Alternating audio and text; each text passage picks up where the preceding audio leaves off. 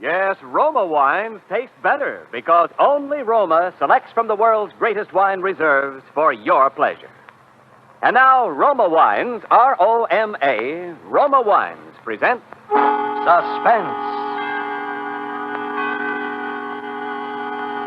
Tonight, Roma Wines bring you Robert Taylor in The House in Cypress Canyon, a suspense play produced, edited, and directed for Roma Wines by William Spear.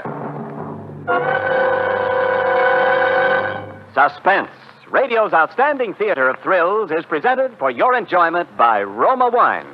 That's R-O-M-A, Roma Wines. Those better-tasting California wines enjoyed by more Americans than any other wine. For friendly entertaining, for delightful dining. Yes, right now, a glassful would be very pleasant, as Roma Wines bring you Robert Taylor, star of Metro-Goldwyn-Mayer's Undercurrent, in a remarkable tale of suspense.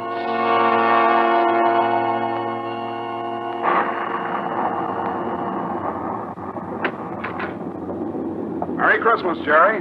How's the real estate business? Kind of early with your greeting, aren't you, Sam? Well, I got to get them in sometime. I may not see you again until next Christmas. If this real estate racket gets any crazy, I'll be dead by next Christmas. I'm glad you could get up here, though, Sam. What's on your mind, Jerry? You'll probably shoot me when you hear it, Sam, because I'm probably nuts. But doggone it, you're a detective and you're my pal, and I just had to tell somebody. Well, you sound like it's serious. That's just it. I don't know what it is, Sam, but... Now, listen, you know we're agents for a group of houses up in Cypress Canyon. Those places that were started before the war, never got finished. Oh, yeah. All they got in were the foundations, just concrete and a couple of beams. Well, they've been finished now. In fact, I'm putting up the for rent on the last of them today. So what do you want? Police protection from the mob? Listen, Sam, this house that I'm talking about, it's got a number now, 2256. But before, when the men went back to work on it about 3 months ago, well, they just started when the foreman on the job brought me a shoebox that he'd found up on a beam. And this box had what do you call it, a manuscript in it, a story kind of, all written out. Yeah. Well, he gave me the thing. I read it. I didn't think much about it. I put it in my desk. But the other day, and I happened to drive by there, I saw the number on the house and what the house looked like. I thought of this manuscript. Well, I don't like it, that's all. There's something funny about it. Well, what's funny about it? Well, mind you, this thing was found in an unfinished house in Cypress Canyon. House that was only just started building. All right. Well, listen, Sam, I want to read it to you if you got the time, and you'll see what I mean. All right, shoot. Well, here's how it begins. To whom it may concern, my reasons for setting down on paper what follows here will be abundantly clear. Will be abundantly clear to anyone into whose possession it may fall. First, let me say that I'm a very ordinary person. My name is James A. Woods. I'm 35 years old. By profession, a chemical engineer. My wife, Ellen, was a school teacher when I met and married her in Indiana 7 years ago. There's nothing in the past life of either one of us to suggest remotely any cause or reason for the dreadful thing that has invaded our lives. Our married life has been in no way different from that of millions of other average, reasonably happy, and congenial families. 3 months ago, I was ordered by my firm to take charge of a rather minor project in Los Angeles, Hollywood to be exact. The order was a sudden one. There'd been no time to secure accommodations, and conditions being what they are, the inevitable result was that until day before yesterday, we'd been living in the cramped quarters of one of those characteristic California motels. Needless to say, most of our spare time had been devoted to a search for something more permanent and comfortable, but the fruits of these efforts had been, financially and in every other way, a geometrical progression of discouragement. Until last Saturday afternoon, only 4 days before Christmas. We were driving into town on our way to a movie when Ellen saw it. Jim, look. What? That sign in front of that real estate office. Oh, yeah. But don't you see what it says? For rent, furnished, 2-bedroom house, close in, immediate occupancy. Yeah, uh-huh. Aren't you going to stop? Oh, Ellen, you know a sign like that. It'd mean right out in plain sight in front of a real estate Oh, office. yeah, but Jim... Here they want $600 a month. We'll never know until we And if ask. it's any good at all, there are probably 50 people fighting for it right back there now. Well, honey, there's no harm in trying now, is there? You really want to go back? Oh, it's probably foolish, but what can we lose? Okay. Oh, darling, come on, cheer up. How do you know? Maybe our luck's changed. Maybe fate's going to give us a nice new house for a Christmas present.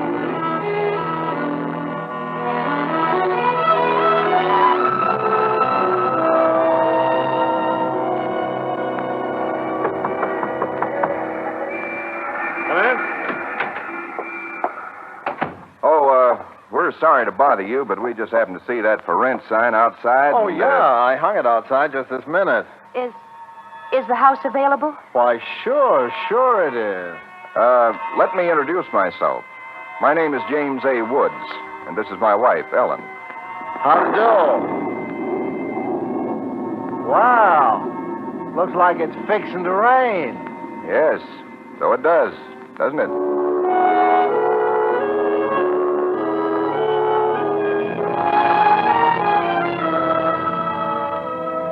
Well, it was one of those things. The real estate agent had just been authorized to rent the place by mail that morning, and he'd hardly had time to look at it himself and put up his sign when we drove up.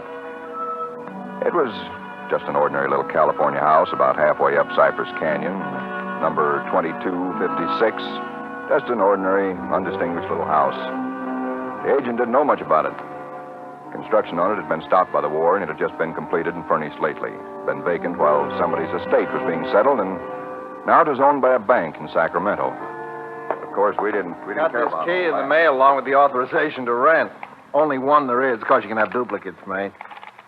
Seems to stick a little. Oh, no, there it is. Doesn't sound as though that door had ever been opened. Well, a little oil on the hinges will fix that all right. Oh, sure. Now, here's your living room. Furniture's a little dusty, of course. You got to expect that. It's good furniture, though, you see? Benson Brothers. Yes, Now, over here's a little den. Panel, you see? Radio, fireplace. Really a very attractive little room, particularly for a man. Yep. Now, the bedroom's off the living room here. Everything's all on one floor, you understand? It's quite nice, I think. Yes. You can see you get the morning sun here. There's a view of the canyon through these front windows. You got cross ventilation. That's about all there was to it. It wasn't the best place in the world. It was small and badly built, but what would you have done? We took it with as little inspection as that. It was the Saturday before Christmas. And the very same evening, we were struggling up the steps from the road with suitcases and boxes and armloads of clothes and all the endless bric-a-brac that people collect and never know they have until they move. Ellen began unpacking, and I began moving things around and taking the worst of the pictures off the wall, doing all the little things that everybody does when they move into a new place and try to give it something of their own Don't be personality. such a sourpuss. You know, it's a roof over our heads for Christmas. That's more than we ever thought we'd get, isn't it? Now, what in the world are we going to do with those two pictures? Well, why don't we just leave them where they are? Jim, we can't. They're too awful. Well, all right, put them in the closet then. I can't. Both the closets are jammed full. No, I mean the other one in the little alcove off the den. At least there's a door there. I suppose it's a closet. I don't know. But that isn't a commentary on the housing problem, huh? A woman moving into a house without even knowing where all the closets are. Take the pictures down, will you, honey? Bring them in here. Okay. Oh, I guess you'll have to help me with this door. I can't get it open. Let me see it. Well, of course you can't, silly. It's locked. Where are those keys we found on the desk? Here they are. No, not this one. Sure, this one won't work. No. Feels like an awful solid door for a closet. Oh, and that's one solid door in the house. Well, this one won't do it either. Well, we'll just have to get a locksmith up here on Monday. I'll put the pictures behind the desk, okay? Yeah, all right. Jim, if you could just help me move this armchair, huh? Oh, Ellen, will you let it go until tomorrow? You know what time it is? Oh, but, honey, I'd like to get the place looking just a yeah, little but it's bit. almost midnight. In fact, it's exactly... What was that? Tomcat, I guess, out in the brush somewhere. Sounded near. Hope that doesn't go on all night. Oh, there's much we can do about it. Come on, Ellen. I'm dead tired. All right, Jim. All right. Where'd you put the toothpaste, honey? It's right in the medicine cabinet. Oh, yeah. Jim, we ought to get some firewood tomorrow. You know, a fire in that living room would make all the difference in the world. Can't. Sunday. Well, Monday then. Jim, I think red curtains are what we need, don't you? You know, just at least for the living room. Anyway, the ones in there now have just got to come down. Yeah, I suppose they do. What do you think of red? Well, I guess it's all... Jim. It's some tomcat. Jim, it sounded in the house. Oh, now, how could it be in the house, Ellen? We've been over every inch of the house. Except that closet. Now, how could a cat or anything else be in a closet that's been locked up for over a year? I don't know. It's probably under the house, a wildcat or mountain lion or something. I hear they have them in California. Jim, I don't like Well, it. neither do I like it, but there's nothing we can do about it tonight. Oh, maybe we ought to call somebody, the police or some don't neighbor. be silly, Ellen. You act like a kid. Come on, let's go to bed, huh? Well, all right, I suppose it is silly. Jimmy, did you lock the door? Yeah. Can I turn out the lights now? Yeah. All right. Good night, Ellen. Sleep tight. Good night, Jim.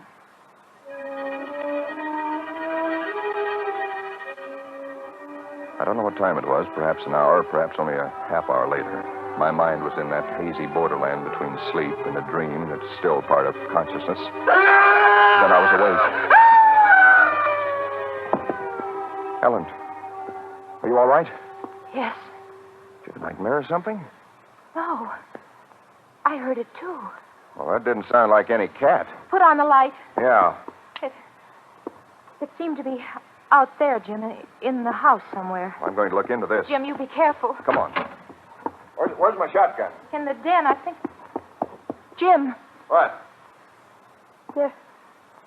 there's something wet What? Wet?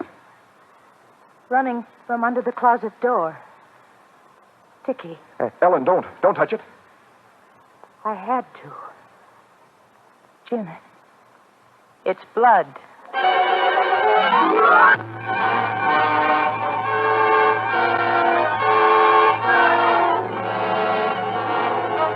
For Suspense, Roma Wines are bringing you Robert Taylor in the house in Cypress Canyon. Roma Wines' presentation tonight in radio's outstanding theater of thrills, Suspense.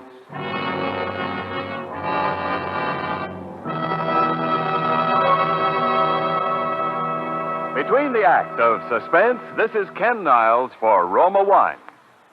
These days before Christmas are busy ones indeed, yet smart hostesses everywhere find time for shopping and distinguished home entertaining later. The secret? Magnificent Grand Estate wines. Presented by Roma, America's greatest vintner, Grand Estate wines add distinction to your hospitality on a moment's notice. Make your holiday welcome, effortless, and in perfect taste. The brilliant clarity, full fragrance, and mellow taste of Grand Estate wines please discriminating people everywhere. For Grand Estate wines, limited bottlings by Roma, are born of choicest grapes, then patiently guided to superb taste richness by Roma vintner skill, necessary time, and America's finest winemaking resources. Delight your guests with Grand Estate California wines. For entertaining, medium sherry, ruby port, or golden muscatel. For dining, Burgundy or Sauterne.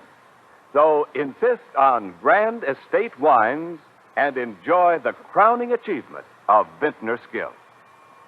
And now, Roma Wines bring back to our Hollywood soundstage Robert Taylor as James A. Woods, with Kathy Lewis as his wife Ellen, in the house in Cypress Canyon. A tale well calculated to keep you in suspense.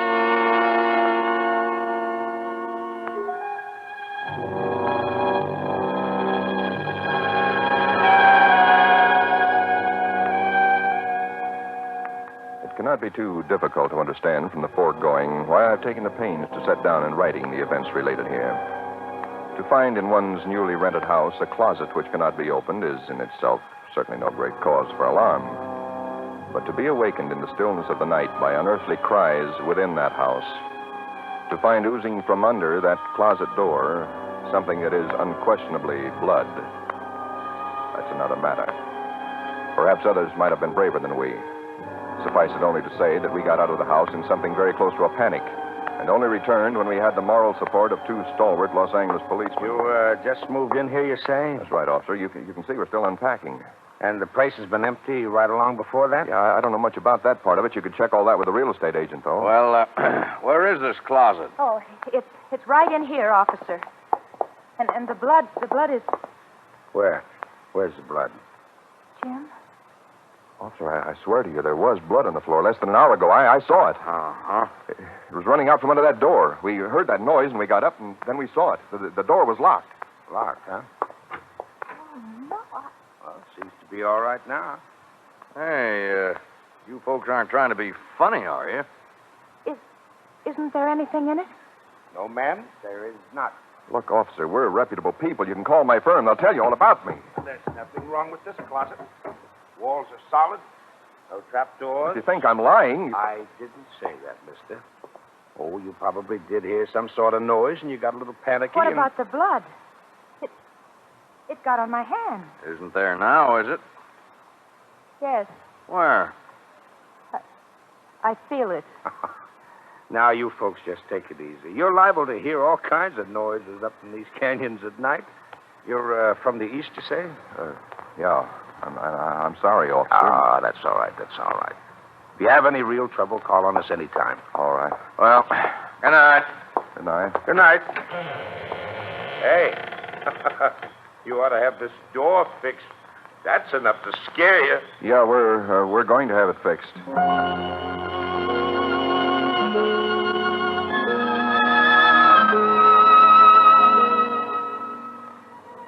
We didn't say much about it after that. There wasn't much that could be said. The next day, I went down to a lot and bought a little Christmas tree and some trimmings, and we tried to pretend we were cheerful, but there was an uneasiness between us that had never been there before. Ellen seemed tired and listless. Several times during the day, I noticed her washing her hands with a brush, scrubbing the one that had touched the blood. That night, we each took a sleeping pill and went to bed.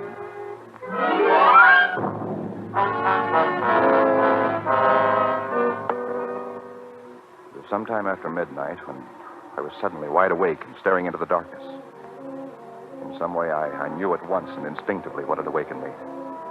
Ellen was not in her bed nor in the room.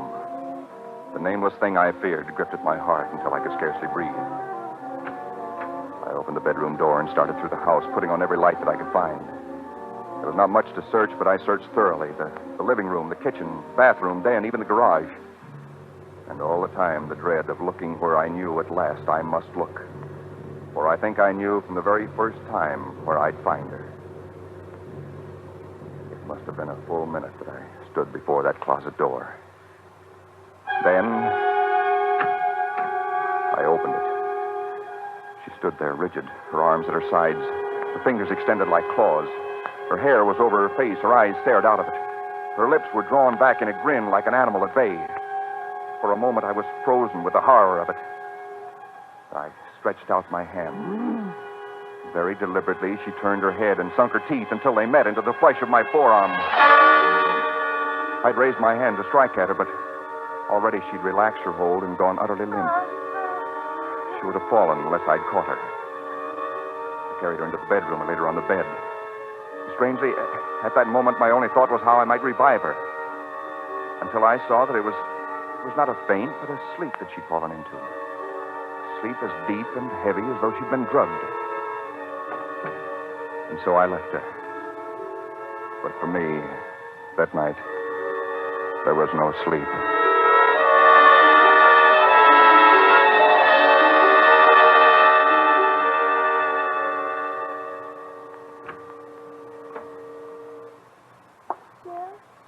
Yes, Ellen? What are you doing up so early? Oh, I got a little restless. Went out to make some coffee. Oh. Oh. I had the most wonderful sleep. And I feel so rested. Do you? Mm-hmm. Jim, What? what's the matter with your arm? Oh, I just heard it. Well, honey, it's terribly swollen. Let me see it. No, it's all right, Ellen. Oh, it isn't all right. You've got to see Dr. Wesley right away. Sure, I will. No, I now, will. you promised me, Jim, that you'll go the first thing this morning. How'd it happen? Oh, there was a dog. Dog? Yeah, I heard him trying to chew through the screen door. I went out to chase him away, and he bit me. Well, you mean there was all that racket and I didn't even wake up? No, Ellen, you didn't even wake up.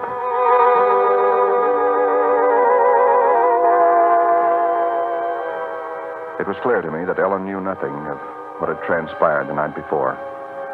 I went to my office that morning and made a pretense of going over routine business, if only to restore my mind to some semblance of calm by the sight and sound of common, familiar things. Pain in my arm had become a persistent, dull throbbing. I made a late appointment with Dr. Wesley. He treated my arm with something of an arched eyebrow, and he said, Well, I've never seen anything quite like it before. That is, such a rapid onset of infection.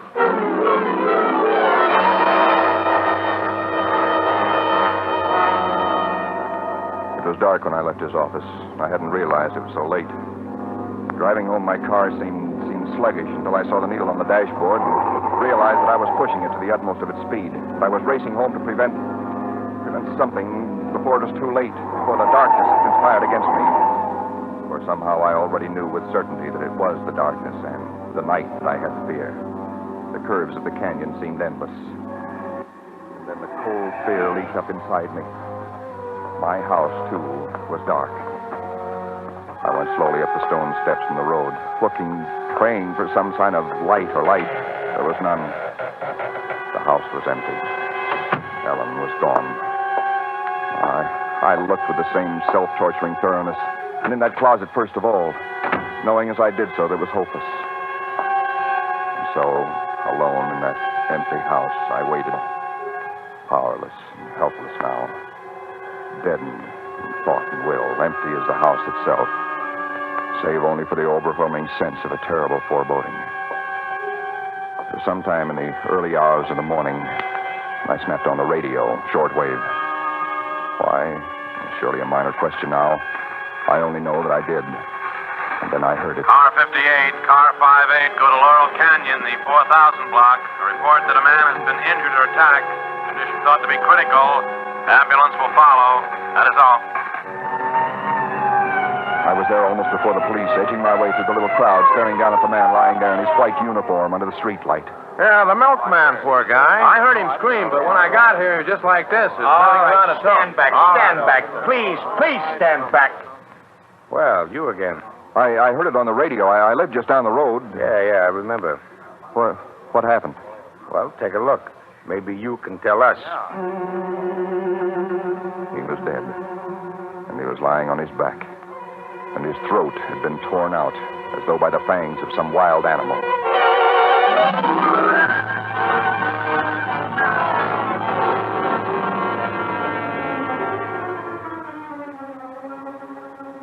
It is now Christmas Eve, or rather Christmas morning, for it's a little after midnight. I've been waiting here in the stillness of this empty house for nearly 24 hours, waiting for the end. Already once tonight I've heard that dreadful wailing cry somewhere in the hills. I've nailed up the closet door, but that I know is childish, useless. My arm is horribly swollen and turning black, but that's nothing. It's another end that I foresee, as surely as other men foresee the rising of the sun. I hear the cry again. It's nearer now. I shall leave these notes in a sealed envelope and put it in a shoebox, in the hope that someone will give credence to these dark and terrible events, if indeed such nameless horrors can ever yield to mortal understanding. As for myself, I feel no longer any fear or even sorrow. Only a desire that the end and the thing that I must do may come soon. And it will be soon, I know. Yes. But there's someone at the door.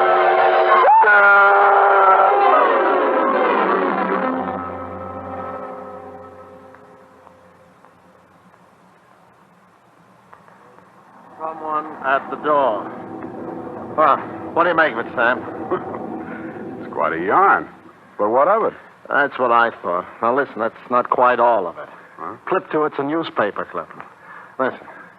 Hollywood, December the 26th. Police reported what was apparently a case of murder and suicide in Cypress Canyon sometime in the early hours of the morning. The victims were James A. Woods, a chemical engineer, and his wife, Ellen.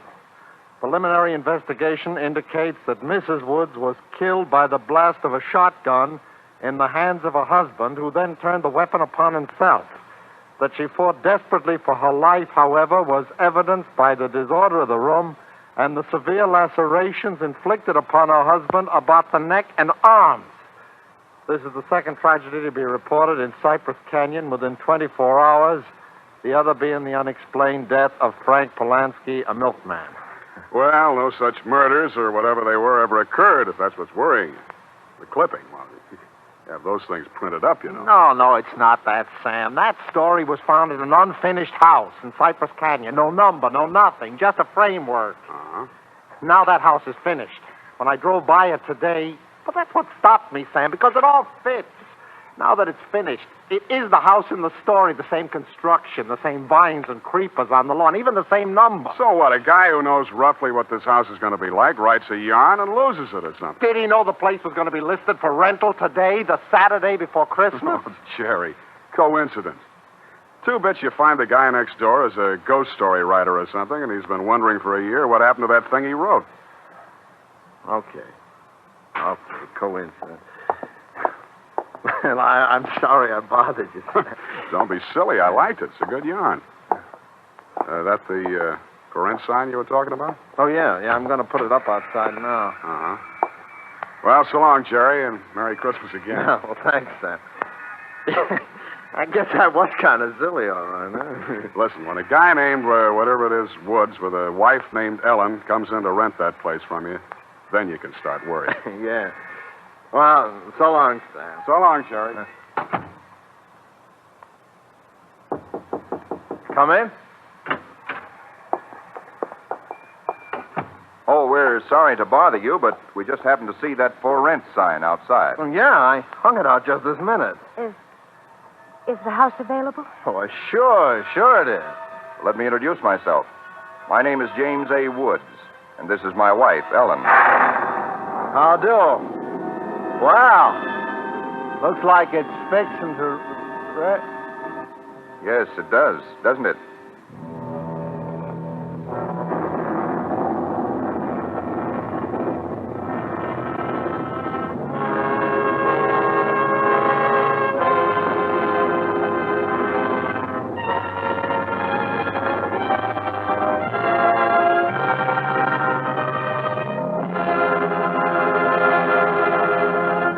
Suspense. Presented by Roma Wines, R-O-M-A, Roma Wines, selected for your pleasure from the world's greatest reserves of fine wines.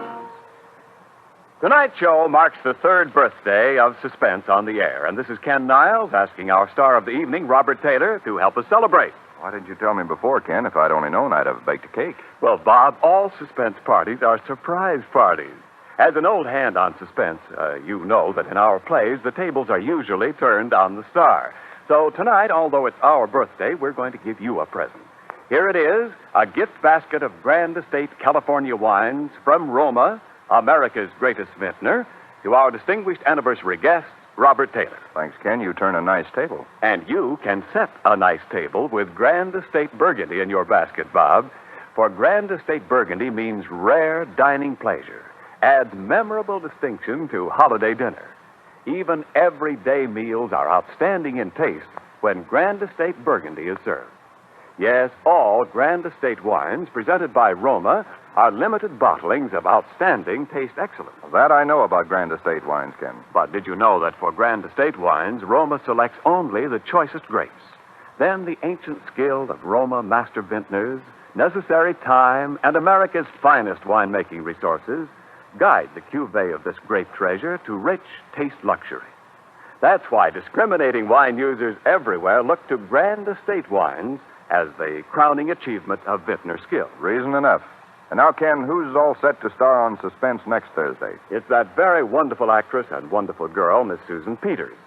Susan will appear as a young lady in straitened circumstances who finds herself mistaken for a very rich young lady and who is forced into continuing the deception with murder as a result. I'll certainly make it a point to listen. And before I go, I'd like to thank this really great company of actors who have played with me tonight, and particularly Kathy Lewis, who played Ellen. Thank you, Bob. Tonight's original Suspense play was written by Robert L. Richards. Next Thursday, same time, you will hear Miss Susan Peters as star of Suspense. Produced by William Spear for the Roma Wine Company of Fresno, California. This is CBS, the Columbia Broadcasting System.